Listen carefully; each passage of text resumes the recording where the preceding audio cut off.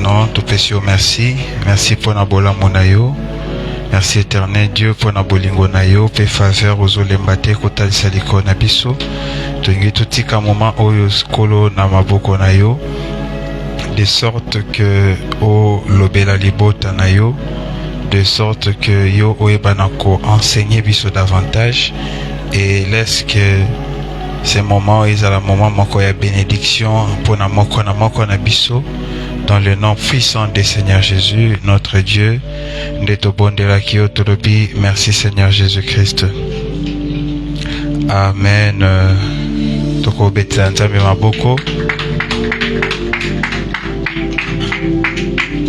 Amen.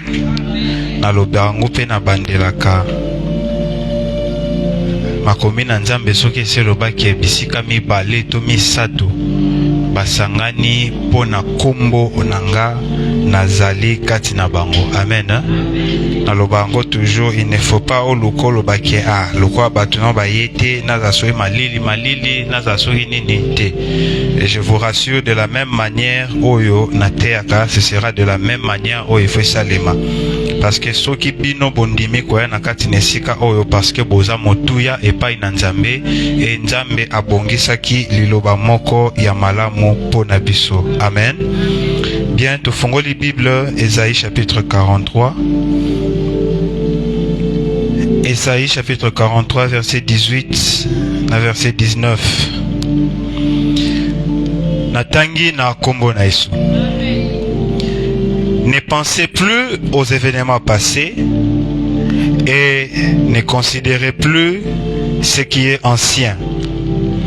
Voici, je veux faire une chose nouvelle sur le point d'arriver. Ne la connaîtrez-vous pas? Je mettrai un chemin dans le désert et des fleuves dans la solitude. Parole du Seigneur.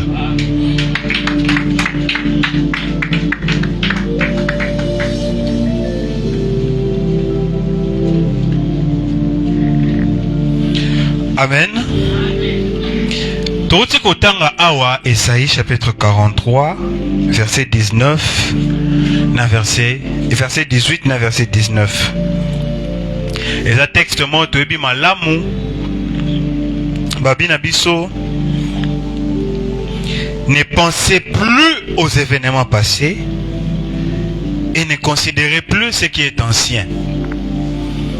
Il y a des thèmes que partager na vendredi à l'élo aux culte d'enseignement. Ne pensez plus aux événements passés et ne considérez plus ce qui est ancien. Bien aimé, lorsque vous tanga na Ésaïe chapitre 43, parmi les constats au Rosala, na lobango eza lokola, c'est un peu regroupé en trois. Partie à liboso. Au roman eza parti oyo nzambe azo manifester importance to bolingo na ye likolo na Israël. Au monde ande kuna lobi, si tu traverses les eaux, je serai avec toi. So tamboy na mai komela yo te. Et soko kiti sou mwa mukie, je crois vers verset 12. Oromona siko awa nzambe abandiko talisa makambo oyo asala liko na Israël. Et après partir souka lorsque au komi déjà dans verset 18 mais au cause soit verset au koba dans verset 17 ndekuno reconstater que nzambe abandi siko awa koyebisa bango bo considérer te bo kanisa te makambo oyo eza ya kala pe bo considérer te makambo oyo eza ya kala.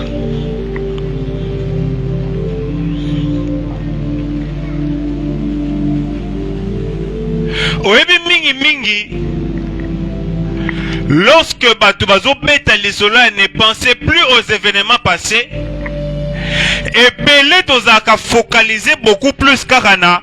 Ce qui passait na yo ezaki très douloureux. Il le faudrait que otika sima et puis au porter regard dans liboso parce qu'il faut une assurance que nzamba osala. Mais ce que nous oublions, c'est que le passé est en deux circonstances. Le passé est cosa positif, le passé est cosa négatif. Et lorsqu'on est en train de te parler de ce qui est le passé, nakati no côté akakate forcément où est le passé négatif. Parce que dans le passé, il y a aussi le passé positif. Ah, on a chapitre 43 bien aimé. Nzambe azotalisa bango ce qui était le passé positif. Ah, Israël azaki kati na captivité. Et Nzambe azotalisa bango ezali le passé positif. Ngande mutu nasala na bino boy. Ngande mnabimisa bino na Egypte. Ngande mnakatsa bino mer rouge. Ngande mutu nasala na bino makambu boy.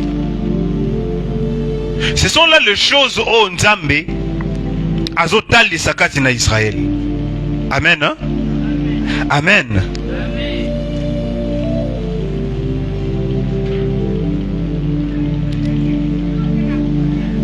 Et siko awa lorsque Nzamba azoloba, ne pensez plus aux événements passés. Et ne considérez plus ce qui est ancien. Lorsque Nzamba azoba na verset 18, ne pensez plus. Alinga lobani. En fait, dans azoba na bango ne pensez plus. Azo penser na terme awa ezali lokola se souvenir, ezali lokola se rappeler, ezali lokola appartenir dans le passé. Oh, en d'autres termes balobaka ke tozali lokola ba archiviste. Donc vina yo e kangama e fanda na oka na kala. C'est ce que Dieu est en train de dire ici. Donc azoba ne pensez plus aux événements passés. Cela veut dire qu'Azo interdit bango bon se rappeler na oeza le passé bon kangama babi awa appartenir au passé bon kangama mingi mingi kana makambo eza yakala. Webi le mal avec nous na mboka o nous avons des gens qui sont beaucoup plus nostalgiques na mboka na biso o. Au monde net na makambo football, association des anciens boy. Biso ne ba tuto salaka boy. Biso ne ba tuto memara équipe boy. Longwa côté wana yaka suna mapinga les anciens combattants. Biso ne to salaka boy. Na deuxième guerre mondiale biso ne to salaka boy. Mais armée wana actuellement ezo sala nini? Ndozoka mutu azoba na oye biso petit kosaka na ngate ko mona ngate ozo mona nga lelo bo yebite nanyo na zaka na kala biso na ba 1900 tozaka kolata boy, tozaka kosala boy, tozaka koloba boy. Il est vrai, tondimi na biso. Siko lelo oyo, eloko nyosala. Nozoka musai na Nzambe, azo biso totondisa ngana, tondisa stade nga moko. Pendant 2 jours, pendant 3 jours, ngana rempli ça par du peuple ti libanda. Na sale loko boy. Oui, nous acceptons. Mais lelo oyo ozo sala nini? Bien aimé, lorsque ma commune Nzambe zoba ne pensez plus aux événements passés, et l'yoba ne restez pas figé. Cause à la figé l'yoba au telemi au kangama ne sika moko. Ah biso ne ba tuto bande loko wana. Oui, bino ne ba tuto bande loko wana. Mais lelo bosali nini pour que eloko wana ait avancé. Amen. Hein? Na koti 2025 na janvier nzambe bayi nanga na osa eloko boye. On est d'accord. Dieu t'avait dit na janvier osa eloko boye. Mais to koti lo na décembre.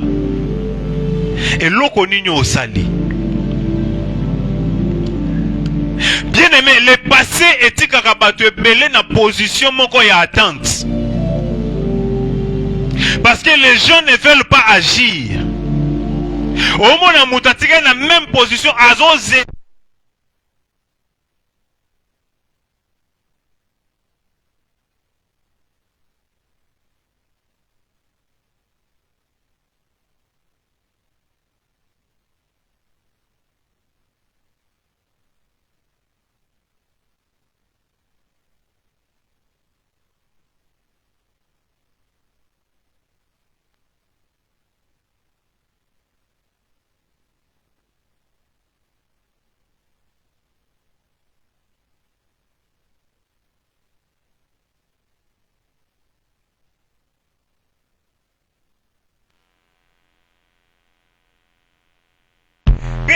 Pour analyser où est l'avenir naï. Et qu'on bloque. Na bande na lobby, le passé et empêche Kamutu à agir dans le présent et à planifier où est l'avenir naï. Vous savez ça na battu belé. Depuis Kangama na le passé. Ça ne l'empêche, ça ne lui permet même pas d'avancer. Le passé, ils ont permettre même pas de progresser. Lorsque je suis en train de parler du passé, Azana est dans le présent, mais il est attaché avec le passé. Nazela kaka. Na préféré naza na moment, on a préféré naza na situation opo nazela kaka. Nazela ka nzamba sala. Nazelaka nzamba loba. Bato bazaka mingi nostalgique. Eza bato mingi bafana na le passé positif. Ndo mona bato ya ba ngaye tango nazalaka. Biso na kala tango tozalaka. Biso bato à l'époque tango tozalaka ko sala. Tondimi to pesio yango. Mais si qu'est-ce qui t'empêche que Ozalaka Kala, les locaux même plus? Et là on y est au kangayo. Et là on y est au bloqué. Et si qu'on sort le web na batu ya le passé positif, au bazaraba nostalgique. Au yé na batu le passé négatif, au ba fanda mingi dans les regrets. Ah tata moi si na biso depuis akufa. Tokota kati na pasi. Ndeko na ngai boy. Depuis atikanga. Vi na ngai progressera susu te. Donc ozomona mutu aza attaché na passé négatif. Nga depuis balakelanga mabe. Ti lelo na zalaka boy. Ngai balobaka na ngai loko boy.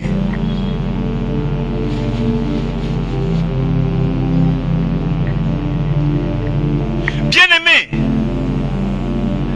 parmi biloko oyo et empêche kabiso to avancer, pe ekanga kabiso mingi dans le passé négatif, c'est l'absence de pardon. Amen. Hein?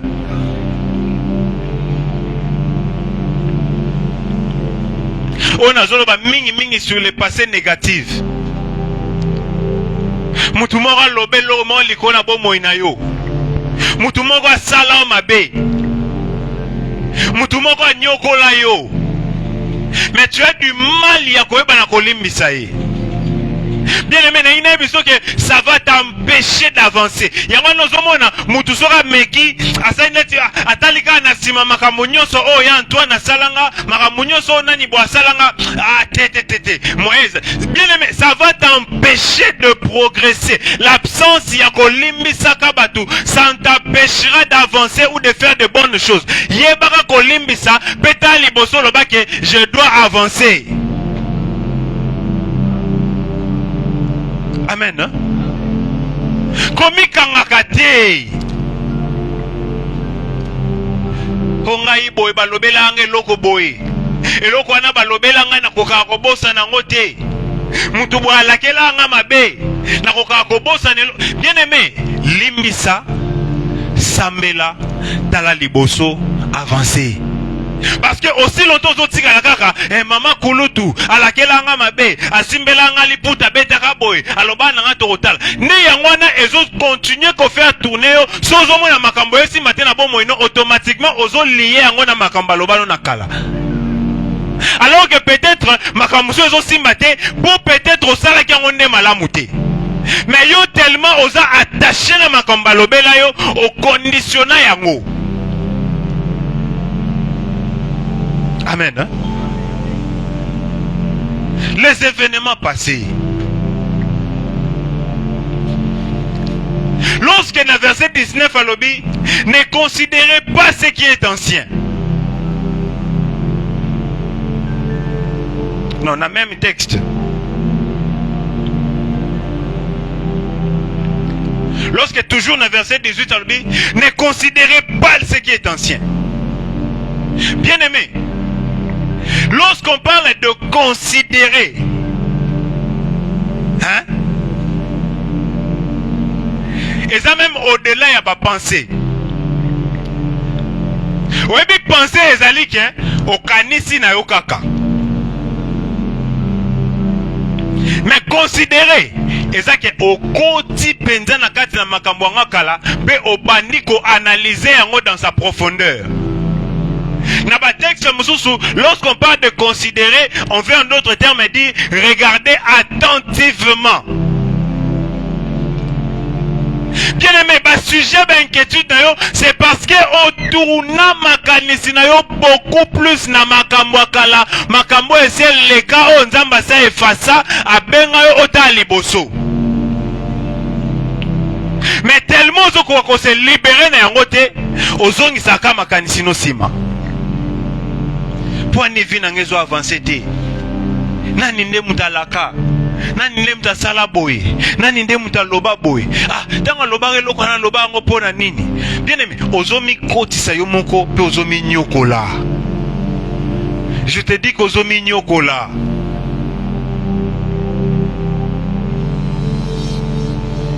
Kolinga komi nyokola te, bien aimé.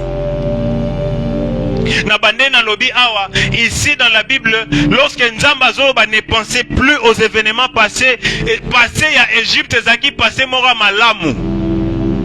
Passé à Égypte, Zaki passé, qu'est-ce que je dis? Passé à Israël, Zaki passé Mora Malamu. Passé au Nzambe à Kangola Bangona Maboko Égyptien.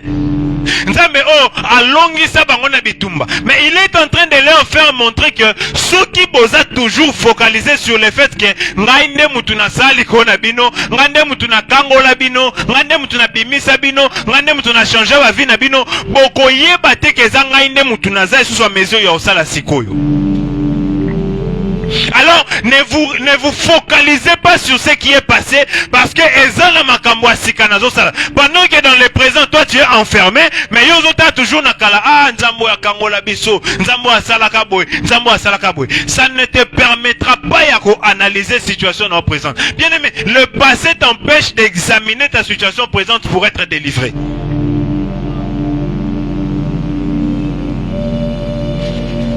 Coca-Cola a délivré aussi longtemps que Makanisi non et Fanika n'a le passé. Coca-Cola a délivré tes bien-aimés. Amen. Hein? Dans le passé, ils ont joué rôle mibalé. Rôle à liboso le passé zanine. Ici, Nazo va les passer vraiment en ce qui concerne Dieu. En ce qui concerne Dieu, Nabo Moïnabiso. Nazo Monango comme étant un passé positif, Nalobi Nabiso, et comme pour le passé négatif. Rôle ya liboso ya le passé, c'est pour nous amener à la louange. C'est le premier rôle du passé. Rapidement, Deutéronome chapitre 7, verset 18.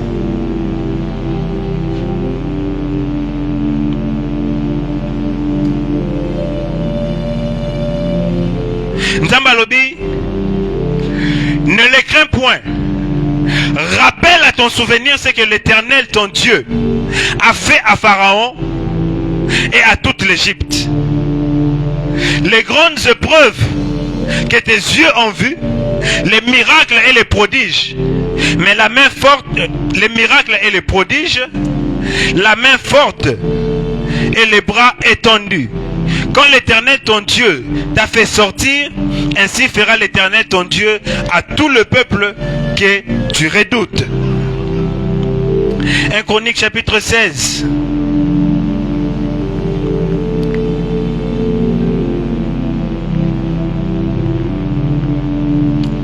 Verset 12.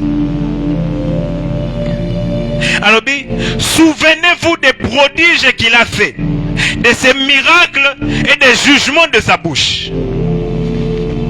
Le rôle du passé, c'est de faire de nous des gens au bazo pour ça n'est pas une nzambe pour na koloué. On se souvient de choses passées ya malamu seulement pour na koyeba na kokumisa nzambe. Nzambe na pamboli kombo na yo po pesanga libala. Nzambe na tomboli kombo na po na zaki na ba situation moko très compliquée mais yo no bimisanga. Nzambe na tomboli kombo na po na yebi ete ta na zai kobela na yebi ete yo ne mutopiki sanga. Na zaki na mbongo te ba médecin ba lobaki ete ngai il faut na kufa parce que maladie na ngai zaki compliquée. Mais na moni combien yo tandaki loboko na likona bomo inanga pendant que na libota na nga espoir ezaki susute mais yo oyaki ko secouringa. Nzambe na komisi kombo na yo parce que lorsque ba bandi ba ebaki na kokote la biso oyebaki na ko aveugle bango ba sotaki ndako na biso ba kendaki bisika mususu et ezalaki kaka na se na ngolu na. Bien aimé, le passé ne te permet que de reconnaître le bienfait de Dieu. Mais yango tene il faut ekanga yo et limiter yo otalaka toujours makambo esema na sima.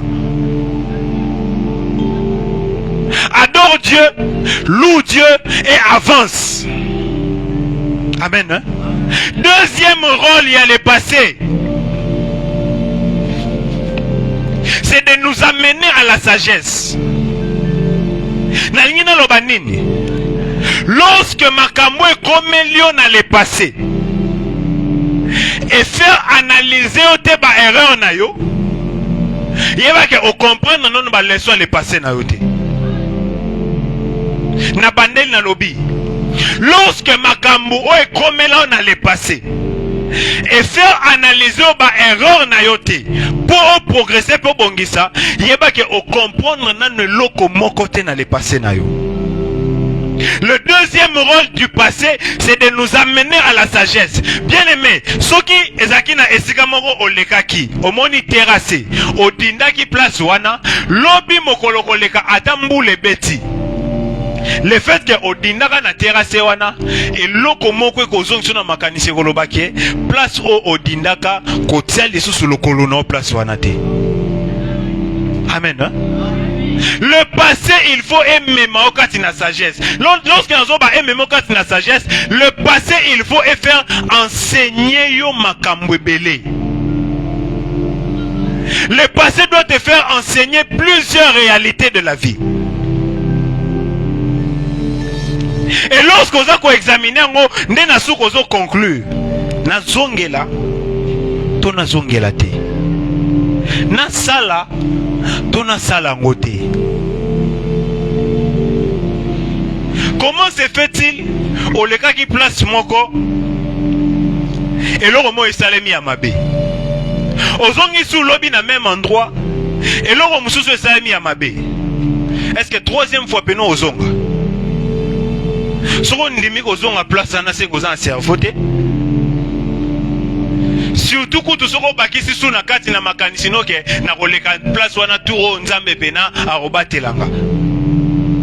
Bien aimé, lorsqu'on examine, il faut analyser. Biloko ni ezo sala ke 2 fois na leki na place wana makambo mabe ezo sala melanga. Makambo wana ezali ko sala ma nini? Pourquoi makambo esa ma place wana? Est-ce que nzamba zo interdit ngana za na place wana? To pe nzamba linga enseigner ngeloko mo. Il faut ofanda na kati na makanisi no examiner. Bien aimé, zala mutu oyo oyebi toujours na ko examiner le passé na yo pe o tira ka ba leçon.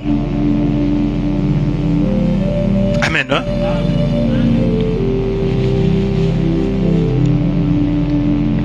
Bien aimé, le regard vers le passé est une rabatue belé bakanisake et l'eau morote au simba.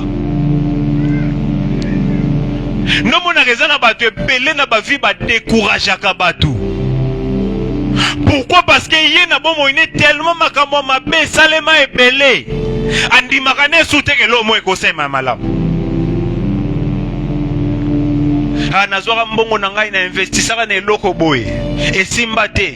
Nazwaka esu mbongo musu na investir su na eloko boye esimbi te. Nazwaka esu mbongo musu na investir su na eloko boye esimbi te. Yo tango ya faire mutu wana olobi na yeke mon cher naza na eloko boye na ngina sala opesa nga conseil ni oleke apesa ba conseil du genre ya kobake tala tango na sala ka eloko boye parmi biloko o e empêchaka yango esimba te ezalaki boye parmi biloko e empêchaka yango esimba ezalaki loko boye et na pona nga na monike soki o kanisi malamu na babiloko oyo eke o trouver ba solution et ko permettre yo o progresser. Mais yé tellement que a vivre na kana bechek soko yeka vers ye mon cher na ngina sale loko boye komekate faux secteur ko perdala ngai muninga nona zo bisoke na sale loko ane simba te komekate faux secteur. Siko batu mususu o basale simba na secteur wana basa ndenge ni soki secteur ane bengama pour que mutu nyonso o akomeka ko simba te. Pourquoi misusu e simba? Le passé et empêchera pas tout. Bazana kondima kata bango. Le passé parfois est diminué ka kondima ya batu. Soki nzamba ebisio ke cette fois-ci meka eko simba Seigneur, na meka déjà. Tobetaki lisolo ya Eli awa, il s'est fait un bruit qui annonce la pluie. Eli a tindi serviteur na ye, première fois. Serviteur a, en principe, terminé la que Eli a essayé 8 fois. Parce qu'il lui a envoyé une première fois. Serviteur a ye alobine na monye lo côté. Nena simanango azongisi 7 fois. Si Kosoki Eli azalaka muto aza figé ou focalisé vers le passé, alingaki aïe sa muto ana tika na yo. Peut-être déjà la 3e fois nga ebise tika na yo. Mais parce que Eli avait encore la foi, naza ko ebise ka kende. Bien aimé, le passé lorsque osa conditionné na yango et diminué kondima na yo. Lorsque Eli disait à son serviteur kende, il ne voyait pas que dans le passé et simba quitté, mais il espérait que cette fois-ci tant azo kende et ko simba parce que le présent et l'avenir ne sont jamais liés ou conditionnés au passé. Bato balobaka na bino reculer pour mieux sauter, balobaka na bino te ke no tala sima po sauter. Amen. Amen. Ne pensez plus aux événements passés. Ne pensez plus aux événements passés.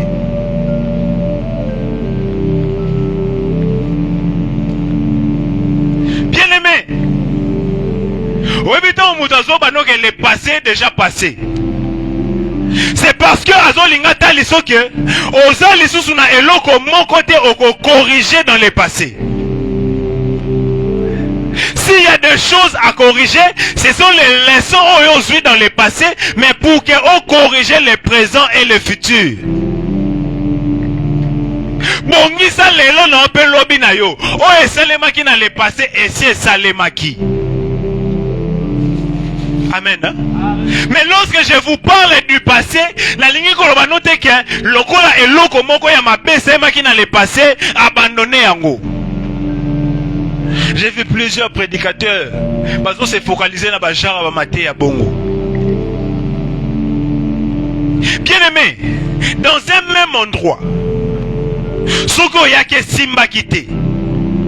Natasi bino loko o Eli a bien serviteur nae. Si Eli était focalisé dans le passé, alingaka loba na serviteur na été 7 fois retourne. Alingaka loba ne peut-être qui ota à place mususu. Mais si Eli disait à son serviteur de retourner au même endroit parce qu'il savait que c'est à cet endroit-là que les signes allaient se manifester.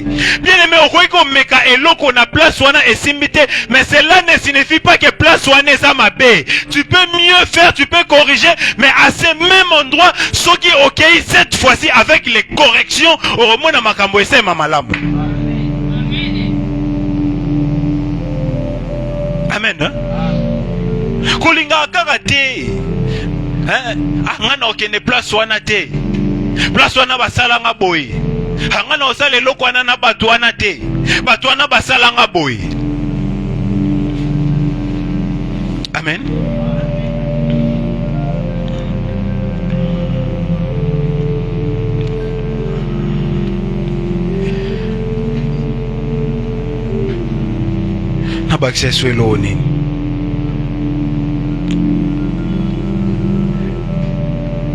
Autre chose,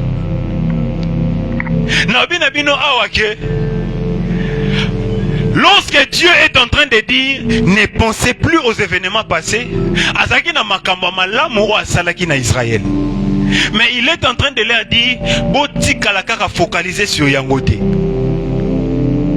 Siko elingelo banini.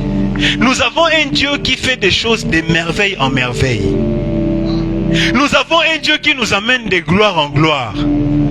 Ce qui est loko oyozomona lelozomona ngoloko extraordinaire. Ça t'empêchera de croire que Nzamba ko ça est loko o eleki o asailio lelo. Lorsque Dieu est en train de te rassurer qu'il ne considère plus ce qui est ancien, c'est parce que ayebi ke oyo apesio lelo eza na niveau mukie, mais oyo azobongisela yo lobi eza koleka même oyo apesio lelo. Oui, mais ça va tout mosusu ba se contentaka na o bazozwa lelo. Mais ayebite nini o nzamba bongisa pona elobi. Hein? Et alors là okomi place mo boye. Na eba na kena place moko. Ba okabola ba vivre vrai. Hein?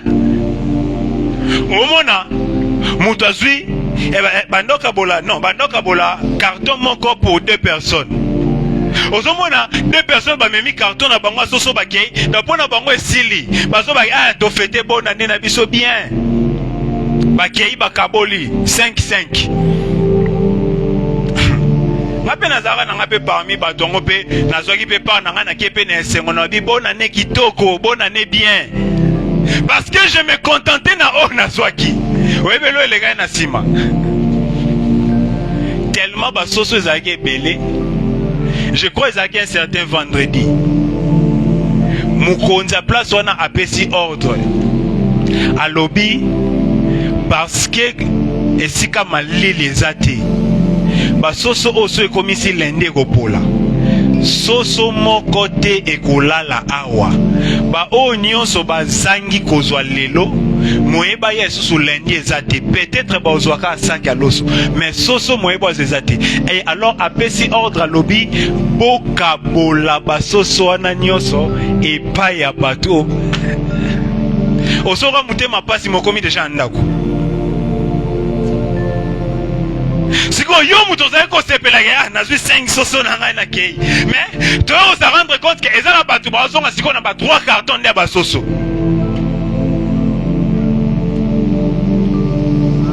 Pourquoi? Parce que yo tango za ko so na ozomona ke ane na 5 ezebele.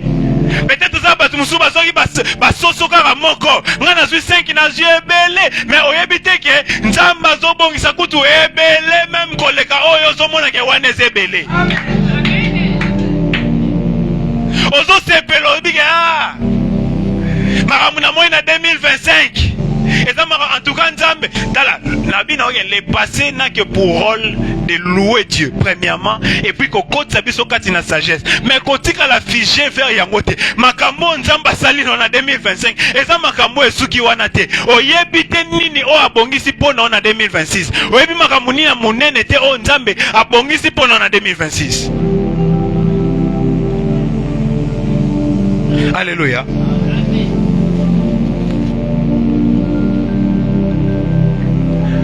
Lorsque Nzamba Zoba ne pensait plus aux événements passés, c'est parce que Alingite yoza la nostalgique.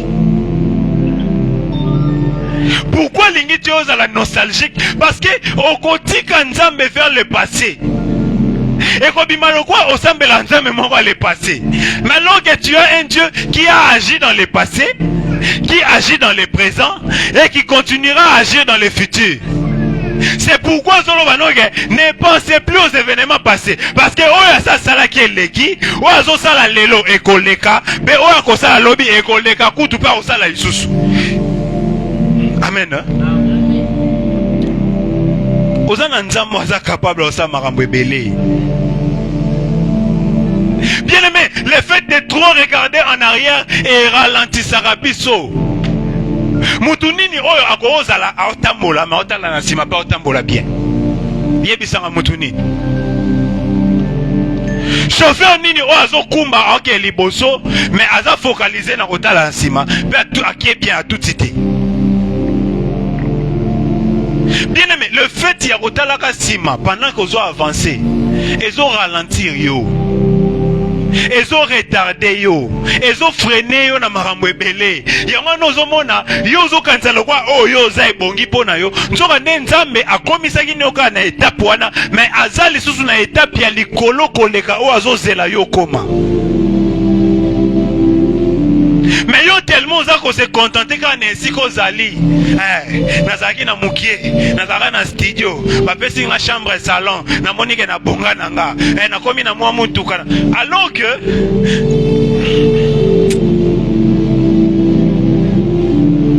Obi je no utokuta na mokonza mboka. Boko ina bino ko critiquer. Boko ina bino ko benga ngoma kio na politique. Et ça un problème mais il est allié. Oh asaka nga photo na maman Denise, et ça problème té. Bobenga na bino ngoma kio na politique.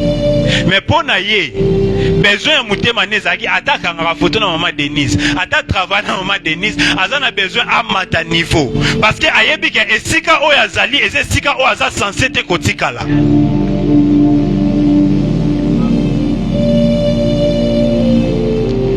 Oh, à sa kota na présidence problème ezate. Mais aye mo rebike fonction oza na ona présidence eza fonction o ezo suffire pour na été. Yango na tanga kota na mokonza bi changer vie nanga. Yonde mutu soko kutana kina mama Denise mene lelo biso to milama ite okoti na balabala pimpi nanya te mutu kawa longolango oyebinga te na kokangisa lobi yonde mutu kanisa ke makambo ekomeli o lelo ne commission mutu munene mezana ba misusu pona bango o ba komi lelo ba ebike za mukie bazana besoin ba travailler encore davantage pour ba yeba na pe ba mata lisusu yondo zo comprendre makambo te. You know comprendre makambuja. Namona ngona ba joueur na bisoti. Boli misana lobango. Tozaki na mutu moko. Ngabia mama kwa bala mwana kangisa ebe na terrain monda bena luka sopa ngabia na kangi. Mais après 2 ans on va recruter na imana na bi nzamena na matsata ba entraînement ngabia na kende vita. Bo mutu na kanga pena awa koko sopa ngata komi na imana ndeni. Bien aimé oebike tozo pese ngai te na fane na batu. Mais batu bazo pese ba conseil. Ba bi ndeko. Okomi na imana. Parmi biloko liboso oyo ekokitisa carrière na yo, fille ya basi. okomona basi bakolanda yo parce que bando baka Joko abetaka na imana asalaka boye bapesi conseil babi mutu lokola Cristiano Ronaldo asa koma na niveau likolo mais continue à travailler. Mutu lokola Lionel Messi asa koma na niveau likolo mais continue à travailler. Secret à succès quand il a football, ils allaient continuer à travailler, à s'améliorer davantage. Malheureusement, on y bateau ils allaient côte hier, bim hier. Donc écoute qui n'a moi et bim qui n'a moi. Entraînement qui n'a raté, fandara na baba. Amelaka sala soki loko nini soki loko ndenge nini soki loko ndenge nini soki bakotisie na mwa match moko boye ba 80e minute akimi mwa mbangu moko boye baleki na ngona passé ameli pema conséquences za nini alongwe na imana akina ne poto ko manechika masa non jeune. Pourquoi? Parce que pour naïe à kanisa qui a période dans des gloires et pour ma footballeur et belé à quoi a combien de sika mora kanisa le roi pour naïe et coquille au lieu de se perfectionner encore davantage de ngaikara awa.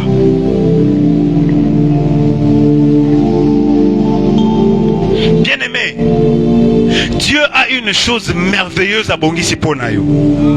Et kolingate okanga makara na makambo eza ya kala. Asali Ponayo lelo. Kolingate okanga makara na makambo ozomona Ponayo lelo. Parce que esuki sio wanate. Bien aimé, self te koyi peut-être qu'on s'appelle que tout comme boy. Mais est-ce que c'est ça l'idéal de notre église? Non. To bandaka ngambu moko. Mais le lot to komi boy. L'idée de l'église est zaranini. To yebi ke nzambe o akomisa biso boy. A osukisa biso ate. A obimisa biso libanda. A osukisa biso wanate. Tellement que to ko déborder to koma na bakilti mibale misatu. A osukisa biso wanate. Donc to remona ke batu bazota misika. Tellement que bazoya ebele ba place kokite to koloba ke poto faciliter bato baza moins likolo. On est obligé toute cette extension moko kuna et to étendre serve kuna. Poto to faciliter bato bazo uta boye. Au lieu que ba nyoko mana ba transport, pe bazo ngana ba butu tellement que bato boye baza pe belé, to zoape extension mususu, to tiango kuna. Bien aimé, lorsque vous avez pour objectif de vous améliorer, automatiquement nzambe peut qu'on faire progresser yo. À refaire progresser yo. Amen. Hein?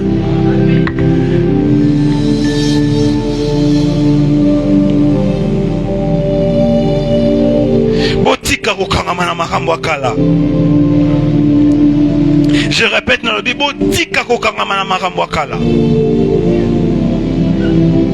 parce que lorsqu'on parle du passé, on voit le temps. L'homme est appelé à progresser. C'est pourquoi Nzambazoba ne pensait plus aux événements passés. Parce que ayebi que ceux qui osent lier dans le passé, même toi tu es, le passé, même toi osons dans le passé. Alors que le passé c'est tikali mais yo continue à avancer. Bien aimé, détache-toi du passé et continue à avancer. C'est alors qu'au monde Nzamba osama kama minene pona yo.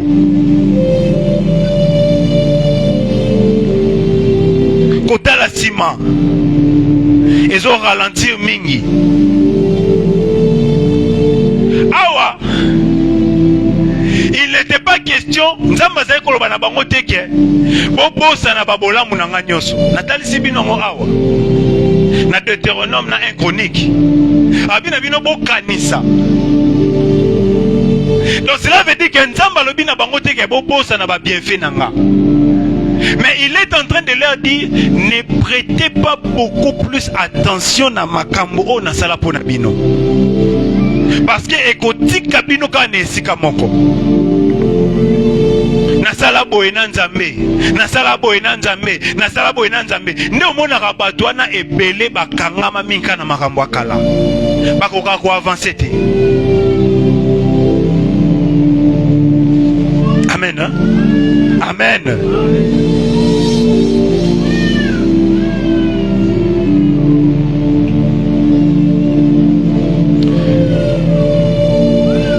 Lelo sala nini? Lelo osala nini? Toi qui es trop nostalgique. Lelo sala nini?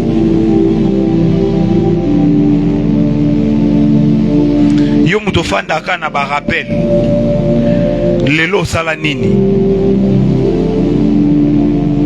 Alors j'aimerais parler de comment avancer. Parce que lorsque Nzamba Zolobana Israël ne pensait plus aux événements passés, ne considérait pas ce qui est ancien, il était en train de leur interpeller à côté de sa parole que vous devrez avancer. Yo muto osambela ki Nzambe na janvier 2025. 2025 yeke na kosila. Tozokota 2026. Cela veut dire qu'il faut avancer. Il faut progresser. Et parmi les choses où ils ont avancé, c'est qu'il faut se détacher du passé. Détache-toi du passé. Nabande na lobi nzamba zolo banote ke bosa na babola munaye. Nzamba zosa laote appel à l'ingratitude. Non. Mais nzamba zolo banokaka ke tika makambo o nyonso sala na kala po azana makambo epela te liboso na yo. Détache-toi du passé. Détache-toi du passé.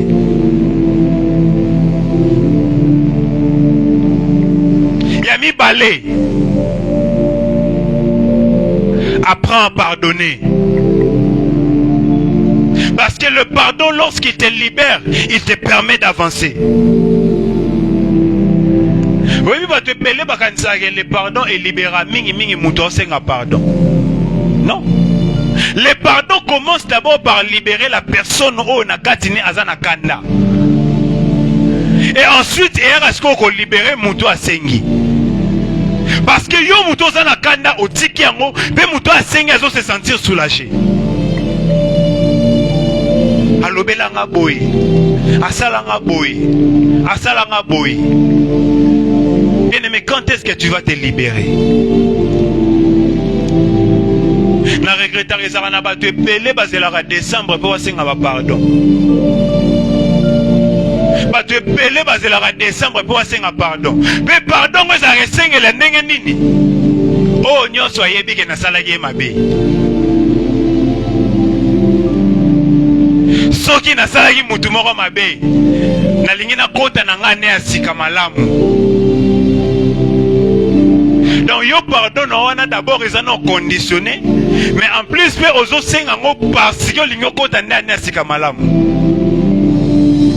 Et tant au kota ndani asika, au côté na ba mabe ya sika, bouquet, pardon ya sika ya sous la fin 2026.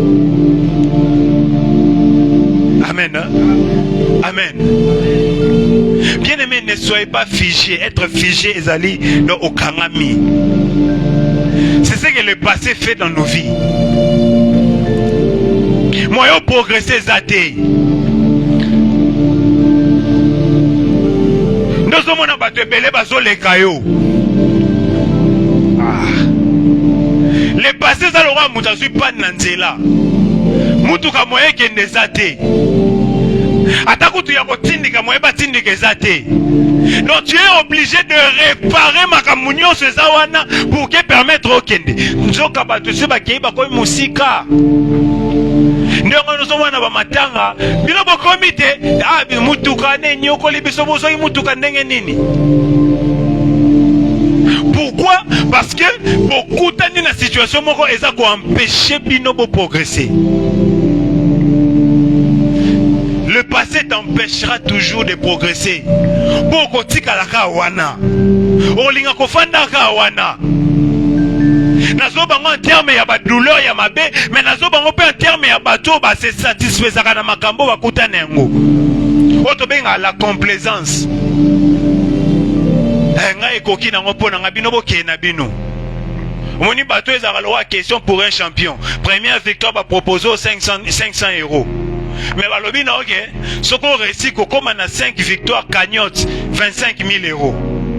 Nous on a monté première victoire animé le je reste. Puis nous on a un homme déterminé, un homme vaillant. Azoluka 25 000.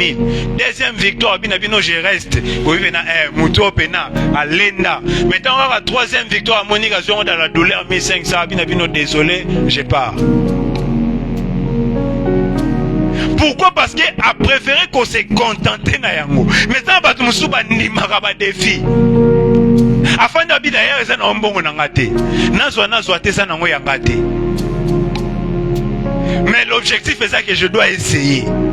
Ce qui est destiné à pour na okoma tina cagnotte wana. Nesi go biso na Kongwa. Total la question pour un champion. Bolimbisa pour na terme o abena ce mutalobi a commis na 2004 victoires. OK bena mutabi tant babi je reste. Yango bino pena 2000 OK no te o pena za maele te oui, puis tu as 5e baroté, l'adversaire m'aura ma casse pour perdre. Moi, je n'ai pas pensé à Bisso, Congolais, Babisso. Babisso, ne sais pas si tu as ok, non, on a 5 questions. À chaque question, ils ont équivalent à 10 $. Batunyo, première question, capitale à RDC Zani, Obi Kinshasa. Deuxième question, t'es papa, na moi, tu souris na Bisso, ça a 10 $, on a 4 questions, tu as non. 10 $ na kanakité na zweli on raboué na ndimi na ngai. Deuxième question te kine na yo te pesa na na deuxième question ezaki nini au deuxième question to ngai to tuna bino les plus grands pays Afrique ezani so na yeba ki mena continuer na ngai mais Algérie. Amen hein? Bien aimé, avancer avec Dieu, c'est là que je vais finir. Avancer avec Dieu. Le passé, non, sous ça a 2 textes. 2 Corinthiens chapitre 5 verset 17. Si quelqu'un est en Christ, il est devenu une nouvelle créature. Les choses anciennes sont passées et voici toutes choses sont devenues nouvelles. Bien-aimé, le passé, lorsqu'on tikali na yango et empêche quand même au croire que ça change de statut.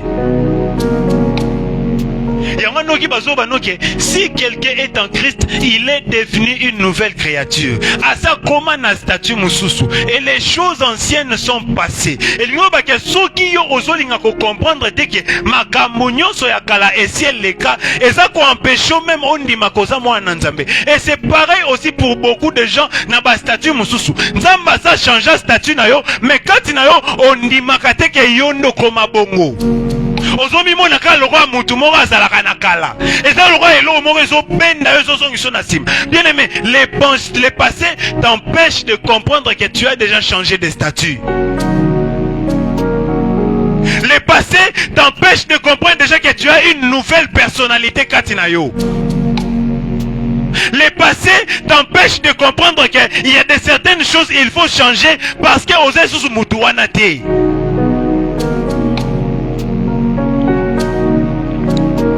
Et quand Moussanga Bato Balobara, c'était plus fort que moi. Où ils ont ben nangai, ils ont comprendre te. Et le roi n'est pas loba na tika. Ils ont ben nanga penza. Ti na zongi kaka. Bien aimé, il n'y a rien qui ne soit plus fort que l'homme.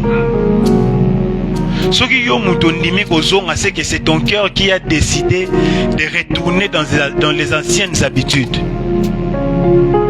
Il n'y a rien qui ne soit plus fort que l'homme. Ce qu'on songi ne lokwana c'est parce que yo moko ne mutema no so sepela. Yo moko no so linga ko fanda kati ne lokwana. O linga ko kabwana yango te. Et le jour où on comprendre qu'il faut na kabwana ba jara bilo mususu, nous comprendre que je suis appelé à progresser. Et ça makamusu so yana bomo inote parce que on lingi toujours qu'on a la figé na makambo kala. On ligne toujours qu'on fanda dans les anciennes relations où normalement statut non est censé qu'on fait changer au yango. Moi j'avais des amis qui me proposaient d'aller dans de boîtes. mais ayebi ke na mose na nzambe azoba no mon cher komi tu isamate tu muta monyo zo mela secret biso mo to kolobake yo za berger ce homme la secret na boîte biso mo to kolobako za berger. Mais bien aimé, j'avais déjà compris que il y a des certaines choses ce qui fait changer aux casquettes normalement et naturellement ils en a babisika osa censé pe ko se retrouver té. Hein? Ouais, censé ko se retrouver té. Neba lisomo berger ma voula beta mukolo mo azote a o se souvenir. Ba ote ko sa songe lo mo bwe na bi pensate mais ba se décider ba que changer mbongo siko mutu ana lobi to luka nano ba barman lo ba simba ba franc to que ndo changer kuna et ba koti na bango na idée ya ko changer mbongo mais lokola mutu moko moni bilongi na bango yoti ko bima na bar ake ko pesa sango kuna ba frère na bino boloba ke ba changer to ba changer na bango te. Et d'ailleurs quand na moni bango na ba bar kuna ba oto bima ba oto mela nous on est pas aussi na bango ko changer mbongo pour ba kabola. Amen. Hein? Amen. Dieu a une chose grande pour Nayo. Et je vais finir par Ésaïe chapitre 65, verset 17. C'est là que je vais finir.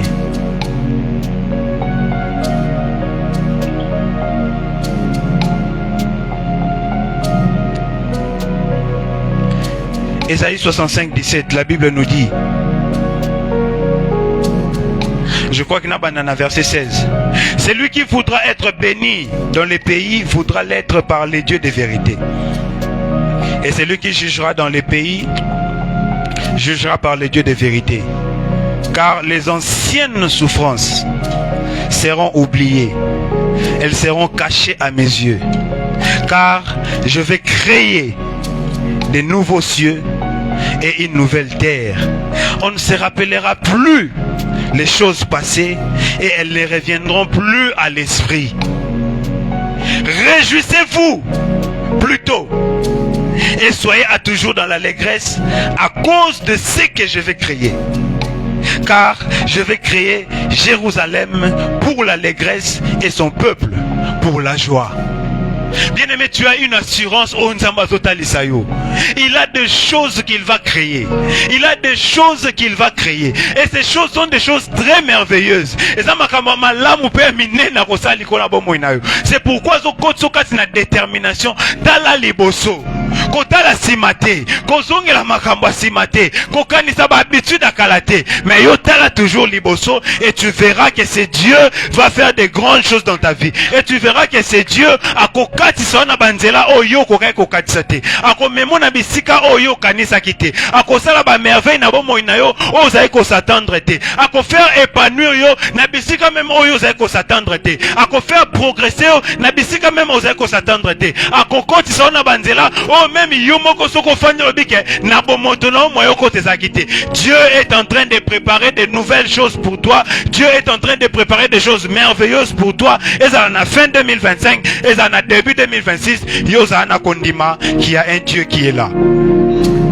Il y a un Dieu qui est là. Il y a un Dieu qui te visitera.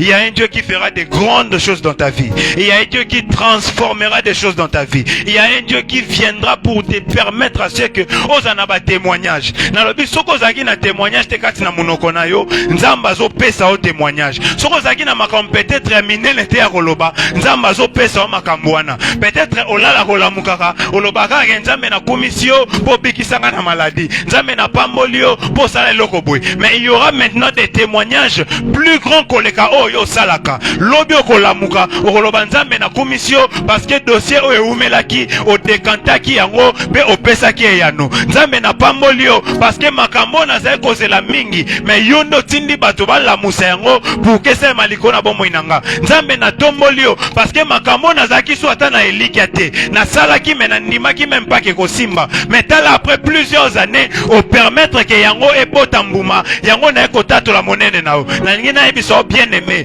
makambo nzamba ko sali ko na bomo na yo ekoza makambo ya minene pe ya malamu mais eko servir car de témoignage parce que même au-delà de ça Dieu fera encore des choses plus grandes par rapport à makambo yozomona yo continuer à progresser na ye c'est alors que tu verras de bonnes choses s'accomplir dans ta vie. Alléluia. Amen. Est-ce que tu peux acclamer très fort pour le Seigneur et Sikozali? Maboko ano beti yango bien te vraiment insatisfait te. Est-ce que koiko beta lisusu maboko ana ya bien? Acclame très fort pour le Seigneur. La ligne Sikoza. Kanga miso bondela. Peut-être tu es là. Et ça n'est l'eau mon corps effraie nakayo. Ça t'empêche d'avancer. Ça t'empêche de progresser. Peut-être na vie na yo. Aux $100 le quoi mon messano. Sur aussi $100 tu te réjouis énormément. Mais alors que Dieu est en train de préparer des choses au-delà même yaba oh yo zo lelo. La ligne bonde le pas inanzambe. Lobana Seigneur, lobana nkolo Seigneur. Longola kati nanga molimo o ya contentement. Longola kati nanga molimo o ya complaisance. Parce que oza makamwa minene ya malamu oyo bongisi liboso nanga. J'aime beaucoup Habakkuk 1:5. Dans d'autres versions qui disent que de votre vivant quelque chose d'extraordinaire va arriver. De sorte que vous ne la croirez pas si on vous la racontez.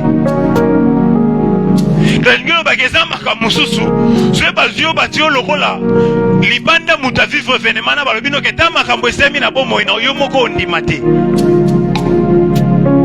Bondele pa ina nzambe loba Seigneur longolanga na molimo wa contentement. Longolanga na molimo oyo yako sepela makasi na oyo nazo simba alors que obongisi même ya minene koleka oyo. Pesanga posana yako continuer encore à travailler. Yako se perfectionner encore davantage. Et ça la mingi basana ayemba kasake logobo. Moi 2, 3, 4 personnes bayake pane bayebse ka osala bien, oteaka bien, oyembaka bien et ya moni loko le koki ponai. Alors que Dieu est en train de lui préparer na bisika minene. Dieu est en train de l'amener dans des grandes compétitions, mais du fait qu'azo se contenter na esika nazali, azal limité pas à freiner.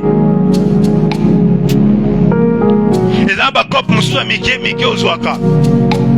Je babi wa bengo na kopa muneno bangaka olobake no kenanga te pona okokate. Pourquoi t'auto-limiter? Pourquoi l'auto-limitation? Dieu est en train de t'appeler à de grandes choses. Et si vous abondez les pains en Zambé, le Seigneur nandimi to memanga likolo, nandimi to kotombo langa lisusu, nandimi to kosa lisusu ya minene kolekana bomo inanga, nandimi te yoko changer lisusu vinanga. Yango na boy ko se contenter na makambo oyo so sala et ko permettre ngaka kanata la ba bienfait na yo pene bana ko louer yo. Mais yango tene mutu ko telemisanga pe ko sukisanga. Yango nazo tala kaka avenir nanga pene biete nzamba lola yondo komonisa maliko na bomo inanga talatina na pusanye epai na yo. Est-ce que de là où tu yoko iko bondele sous malamu, bondele sous malamu loba nzambe na eko talisa avenir nanga na maboko na yo pona biete yoko sala, pona biete yoko pambola. Au nom de Jésus. Alléluia. Merci Jésus. Merci Jésus. Est-ce qu'ensemble on peut dire gloire et louange à toi Seigneur Jésus? On peut dire 3 fois Amen. Betela nkolo maboko makasi siko zwami.